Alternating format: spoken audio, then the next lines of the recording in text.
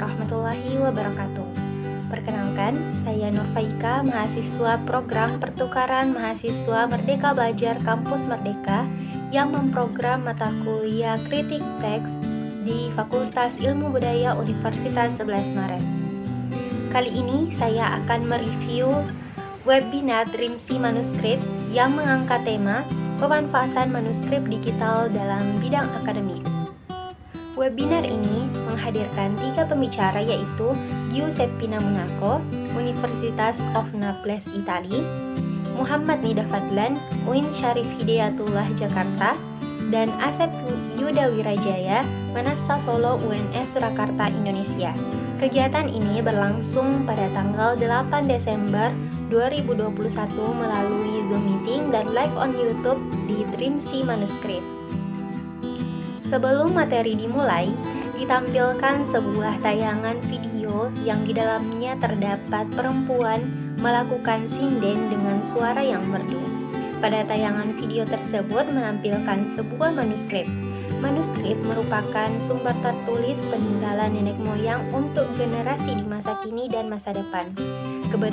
Keberadaannya sangat dibutuhkan sebagai inspirasi untuk menemukan jawaban atas setiap permasalahan yang seringkali hadir dalam setiap dimensi kehidupan manusia. Permasalahan-permasalahan itu dapat berupa hal-hal yang bersifat intelektual maupun persoalan yang bersifat individual menyangkut kehidupan pribadi manusia. Bahkan, permasalahan tersebut juga seringkali berkesinambungan dengan pemenuhan jawaban terkait identitas kebangsaan. Di Indonesia, manuskrip berada dalam jumlah yang sangat melimpah. Keberadaannya mulai mendapatkan perhatian dari sejumlah pihak. Berbagai kegiatan pelestarian dan pengkajian manuskrip mulai menggeliat seiring dengan kampanye yang mulai masif digelorakan. Materi pertama yaitu disampaikan oleh Pak Asep Yuda Wirajaya. Pada bagian awal, Pak Asep Wirajaya menjelaskan mengenai naskah kuno yang telah dipandang sebelah mata. Padahal, naskah kuno dapat dimanfaatkan sebagai sumber inspirasi. Oleh karena itu, tantangan dan peluang perlu disikapi dengan bijak.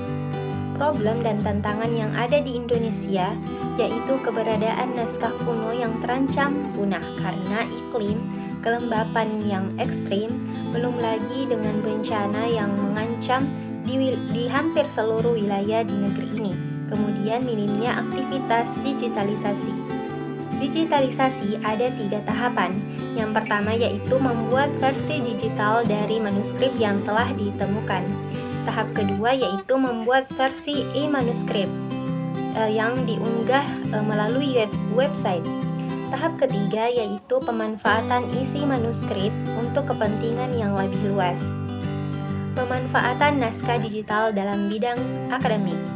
Sebelum tahun 2006, digitalisasi belum begitu masif terdengar sehingga mahasiswa selalu beranggapan dengan mitos bahwa mencari naskah itu sulit sehingga peminat filologi sangat sedikit. Tetapi sejak 2006, Kang Oman memperkenalkan digitalisasi dengan literatur dan pelatihan sehingga sejak itu mahasiswa peminat filologi semakin meningkat dan mahasiswa diperkenankan untuk mengkaji naskah digitalisasi dari dalam negeri dan luar negeri. Setelah tahun 2006, kajian manuskrip mulai beragam, bukan hanya suntingan teks, struktur, fungsi, dan isi, tetapi mengenai sastra, linguistik, budaya, agama. Dengan adanya digitalisasi ini, kajian-kajiannya lebih beragam.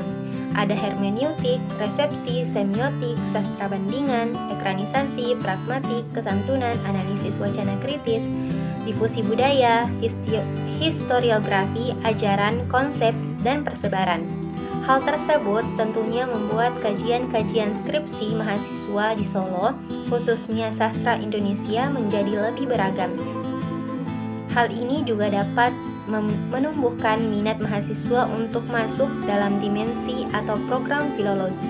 Luaran yang dihasilkan oleh mahasiswa yaitu yang pertama, masa tunggu kerja lebih relatif cepat, skripsi lebih cepat selesai tepat waktu, PKM memanfaatkan naskah digital, memberikan peluang ke mahasiswa untuk mempresentasikan dalam forum nasional maupun internasional.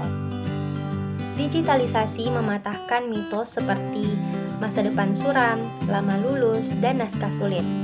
Pemanfaatan naskah digital dalam bidang seni pertunjukan, yaitu seperti Ila Galigo, Sang Pangeran, Matah Ati, Retno Pambayun, dan Kalabendu.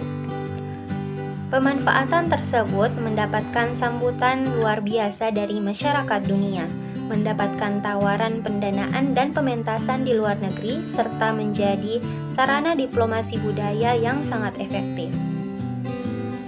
Materi kedua yaitu disampaikan oleh Giuseppina Monaco. Pada umumnya, naskah Batak adalah naskah yang tertulis dalam surat Batak. Namun, pada penelitian yang dilakukan, aksara Batak dipisah menjadi 5 kelompok, yaitu Toba, Angkola, Mandaling, Pakpak Dairi, dan Karo. Itu bisa dikatakan masuk akal hanya dalam teorinya, karena dalam praktek tidak ada budaya yang terpisah. Semua tercampur dan itu menjadi kesulitan buat peneliti. Dari segi aksara, banyak terlihat bahwa aksara Batak itu dipisah-pisah berdasarkan bahasa. Padahal dari segi praktik atau mempelajari sebuah naskah sama sekali tidak ada perbedaan. Dari segi media tulis naskah Batak biasanya ada naskah bambu seperti surat ancaman, surat cinta, atau juga ratapan sedih. Naskah tulang seperti ajimat dan naskah kulit kayu. Jumlah naskah Batak sudah lumayan banyak di seluruh dunia. Diperkirakan ada lebih dari 1.500 naskah Batak di 19 negara.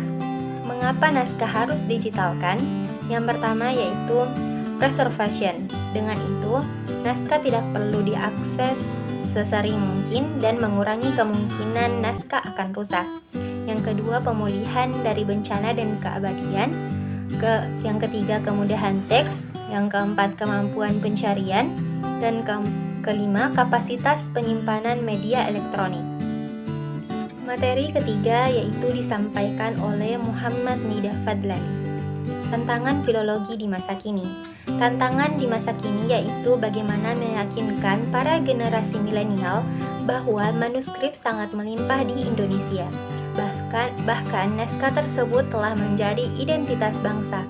Manuskrip tersebut telah menjadi inspirasi bagi pembentukan identitas Bhinneka Tunggal Ika. Mengapa disebut tantangan? Dikarenakan saat ini mahasiswa sebagai generasi milenial lebih menyukai format audio visual dan bergantung pada teknologi. Bagaimana generasi milenial mempromosikan naskah Nusantara? Yaitu seperti dengan membuat artikel pendek di media online, sehingga itu bisa memperoleh banyak apresiasi dari berbagai pihak. Filologi di tangan generasi muda. Ketika generasi milenial tidak mampu memanfaatkan teknologi untuk mempromosikan pengkajian filologi Nusantara, maka filologi akan menemukan titik akhirnya. Dengan mampunya generasi milenial dalam beradaptasi dengan kemajuan teknologi dalam menyajikan inovasi, tentu hal itu dapat membuat filologi bertahan lama di tengah menjamurnya manuskrip di Indonesia. Filologi identik dengan kekunoan, tapi tantangannya adalah bagaimana kita di era sekarang membuat sesuatu yang kuno itu menjadi kekinian dan menjadi keren. Itu dapat dilakukan dengan ilmu lain, kolaborasi dengan ahli-ahli lain sehingga kita bisa menghasilkan suatu karya bagi kemanusiaan dan dunia. Sekian yang dapat saya sampaikan dari review webinar Grimsi kali ini. Mohon maaf atas kekurangannya. Sekian dan terima kasih. Assalamualaikum warahmatullahi wabarakatuh.